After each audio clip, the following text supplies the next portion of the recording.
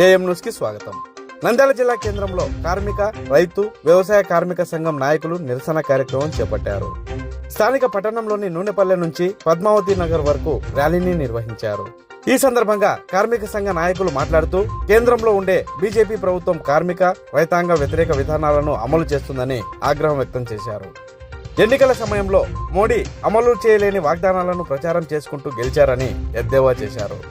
ఈ దేశాన్ని పారిశ్రామిక హబ్ గా మారుస్తానన్న Modi make in India, made in India పేరుతో ప్రచారాలు చేశారని, మోడీ చేసిన వాగ్దానాలకు తానే వ్యతిరేకంగా పనిచేస్తున్నాడని అన్నారు.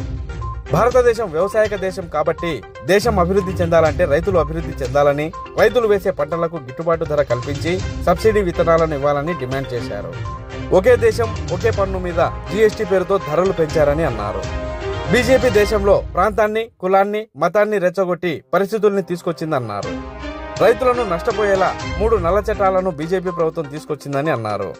కార్మిక వర్గాన్ని బానిసలుగా మార్చే పద్ధతుల్లో బ్రిటిష్ కాలం నాటి చట్టాలను సవరణ పేరు మీద రద్దు చేసి 4 సివిల్ కోర్టులతో కార్మికులకు సంఘం పెట్టుకునే హక్కు, కనీసం వేతనం అడిగే హక్కు, కార్మికులకు పీఎఫ్, ఈఎస్ఐ కనుమరుగయ్యే పరిస్థితి ఉంది కాబట్టి వీటన్నింటినీ వెనక్కి తీసుకోవాలని డిమాండ్ చేశారు.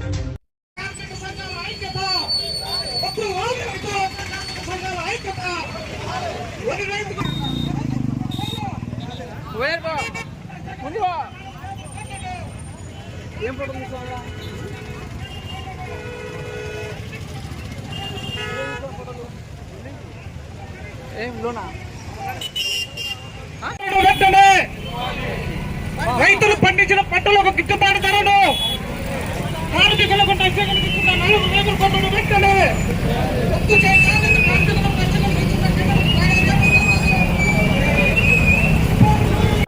ఈరోజు దేశవ్యాప్తంగా నరేంద్ర మోడీ అవలంబిస్తున్నటువంటి ప్రజా వ్యతిరేక, కార్మిక, రైతు వ్యతిరేక విధానాలను నిరసిస్తూ దేశవ్యాప్తంగా అన్ని జిల్లా కేంద్రాల్లో నిరసన ర్యాలీలను, హెచ్చరిక ర్యాలీల్ని నిర్వహించడం జరుగుతుంది. ప్రధానంగా రైతులకు నష్టం కలిగించే పద్ధతుల్లో ఈరోజు నరేంద్ర మోడీ 3 నల్ల చట్టాలను తీసుకొచ్చింది. ఈ 3 నల్ల చట్టాలు అమలైతే రైతు తమ సొంత పొలాల్లోనే వ్యవసాయ కూలీలుగా మారే ప్రమాదం ఉంది. అందుకోసం నల్ల చట్టాలని రద్దు చేయమని గత 4 సంవత్సరాలుగా ఉద్యమిస్తున్నప్పటికీ ప్రభుత్వం నాంచోవేడు ధోరణితో వ్యవహరిస్తా ఉంది. మరోవైపు ప్రభుత్వ రంగ సంస్థలను ఈరోజు బలోపేతం చేస్తామని చెప్పినటువంటి నరేంద్ర మోడీ ప్రభుత్వ రంగ సంస్థలు ఒక్కొక్కటిని ఈరోజు ప్రైవేటీకరించే ఉద్దేశంతోనే ప్రధానంగా ఈరోజు పనిచేస్తా ఉంది. అందులో భాగంగానే మన రాష్ట్రంలో ఉన్నటువంటి విశాఖ ఉక్కును ప్రైవేటీకరించే దిశగా ప్రయత్నాలు కొనసాగిస్తా ఉంది. అట్లా ప్రభుత్వ రంగ సంస్థలైనటువంటి బ్యాంకింగ్, ఎల్ఐసి, రైల్వే వంటి ముఖ్యమైనటువంటి రంగాలన్నింటినీ కూడా ప్రైవేటీకరించే ఉద్దేశంతోనే ప్రభుత్వం ముందుకు సాగుతోంది. అందుకోసం ప్రభుత్వ ఆధీనంలోనే ఉండాలి తప్ప ప్రైవేట్ వ్యక్తులకు అప్పగించకూడదని చెప్పే పద్ధతిలోనే ఈ రోజు మేము డిమాండ్ చేస్తా ఉన్నాం. అట్లే రైతులకు గిట్టుబాటు ధర కల్పించే విషయంలో కానివ్వండి, లేదా రైతులకు సబ్సిడీ ఎరువుల్ని వాటిని అమలు చేసే దాంట్లో కూడా ఈరోజు తీవ్రమైనటువంటి నిర్లక్ష్యాన్ని గురి చేసే పరిస్థితి కొనసాగుతా ఉంది.